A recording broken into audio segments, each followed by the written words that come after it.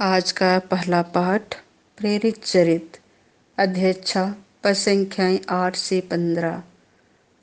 वे स्तेफनुस के ज्ञान का सामना करने में असमर्थ थे, क्योंकि वह आत्मा से प्रेरित होकर बोलता था। स्तेफनुस अनुग्रह तथा सामर्थ्य से परिपूर्ण होकर जनता के सामने बहुत से चमत्कार तथा चिन्ह दिखाता था। उस समय दासिया मुक्त नामक सभागृह के कुछ सदस्य और किरेन, सिकंदरिया, सिलिसिया तथा एशिया के कुछ लोग आकर स्तेफनुस से विवाद करने लगे, किंतु वे स्तेफनुस के ज्ञान का सामना करने में असमर्थ थे, क्योंकि वह आत्मा से प्रेरित होकर बोलता था।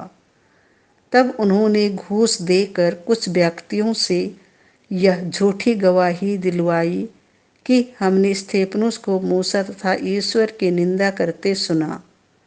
इस प्रकार जनता, नेताओं और शास्त्रियों को भड़काने के बाद वे अचानक स्तेफनुस के पास आ धमके और उसे पकड़कर महासभा के सामने ले गए।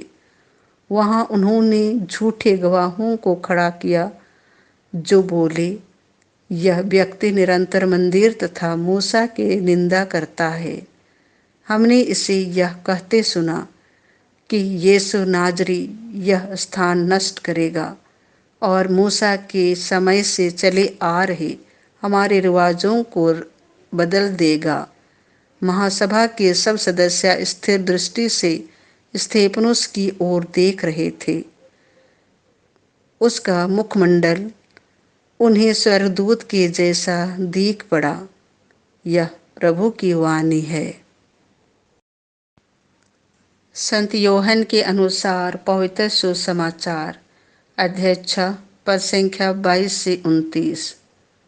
नाश्वर भोजन के लिए नहीं, बल्कि उस भोजन के लिए परिश्रम करो जो अनंत जीवन तक बना रहता है। यीशु ने 5000 आदमियों को भोजन से तृप्त किया। उसके बाद शिष्यों ने उन्हें समुद्र पर चलते हुए देखा। दूसरे दिन तिबेरियस से कुछ नावें उस स्थान के समीप आ गई जहां यीशु की धन्यवाद की प्रार्थना के बाद लोगों ने रोटी खाई थी। जब उन्होंने देखा कि वहां ना तो यीशु हैं और न उनके शिष्य ही, तो वे नावों पर सवार हुए और यीशु की खोज में कफरनाहुम चले गए। उन्होंने समुद्र पार किया और यीशु को वहां पाकर उनसे कहा, गुरुवर, आप यहाँ कब आए? यीशु ने उत्तर दिया, मैं तुम लोगों से कहे देता हूँ, तुम चमत्कार देखने के कारण मुझे नहीं खोजते, बल्कि इसीलिए कि तुम रोटियां खाकर तृप्त हो गए हो।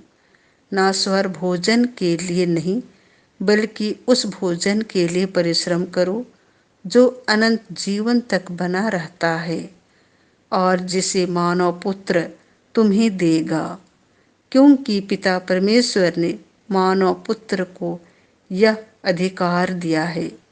लोगों ने उनसे कहा, ईश्वर की इच्छा पूरी करने के लिए हमें क्या करना चाहिए? यीशु ने उत्तर दिया, ईश्वर की इच्छा यह है, उसने जिसे भेजा है उसमें विश्वास करो। यह प्रभु का सुसमाचार है।